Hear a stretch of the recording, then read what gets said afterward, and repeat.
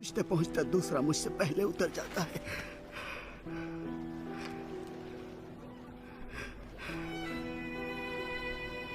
उठ, अपनी खाट उठा और चल फिर।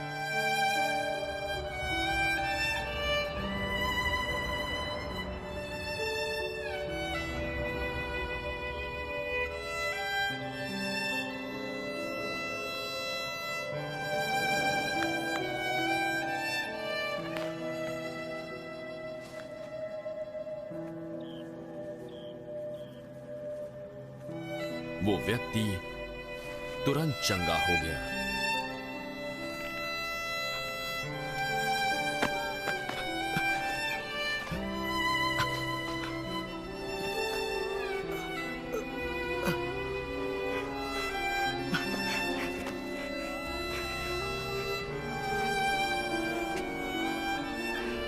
और अपनी खाट उठाकर चलने फिरने लग गया।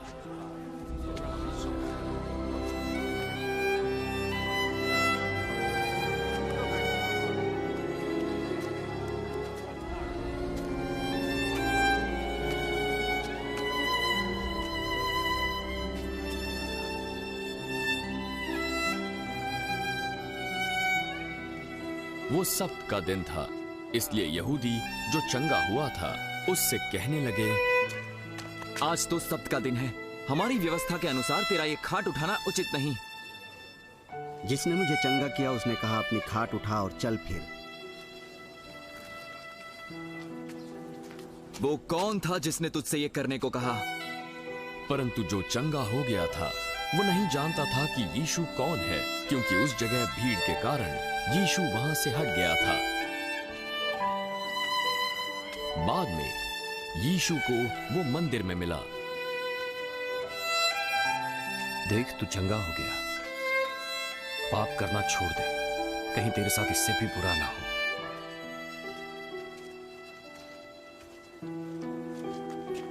उस व्यक्ति ने जाकर यहूदियों से कह दिया कि जिसने मुझे चंगा किया वो यीशु है।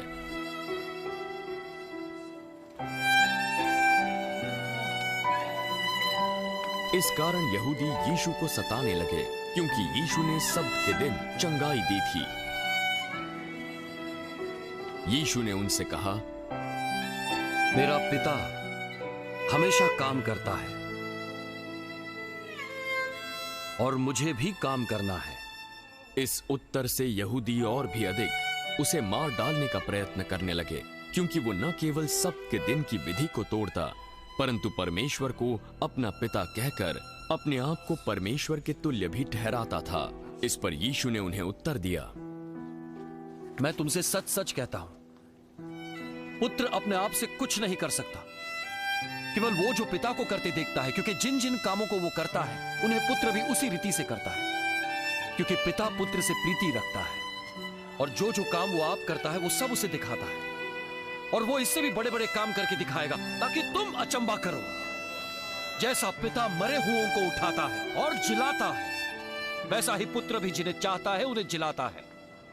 पिता किसी का न्याय नहीं करता, परंतु न्याय करने का सब काम पुत्र को सौंप दिया है, कि सब लोग जैसे पिता का आदर करते हैं वैसे ही पुत्र का भी आदर करें। जो पुत्र का आदर नहीं करता वो पिता का जिसने उसे भेजा है आदर नहीं करता। मैं तुमसे सच सच कहता हूं, जो मेरा वचन सुनकर मेरे भेजने वाले पर विश्वास करता है, अनंत जीवन उसका है, और उस पर दंड की आज्ञा नहीं होती, परंतु वो मृत्यु से पार होकर जीवन में प्रवेश कर चुका है। मैं तुमसे सच सच कहता हूं, वो समय आता है और अब है कि जिसमें मृतक परमेश्वर के पुत्र का शब्द सुनेंगे, और जो सुनेंगे वो जिएंगे, क्योंकि जिस रीति से पिता अपने आप में जीवन रखता है, उसी रीति से उसने पुत्र को भी अधिकार दिया है कि अपने आप में जीवन रखे।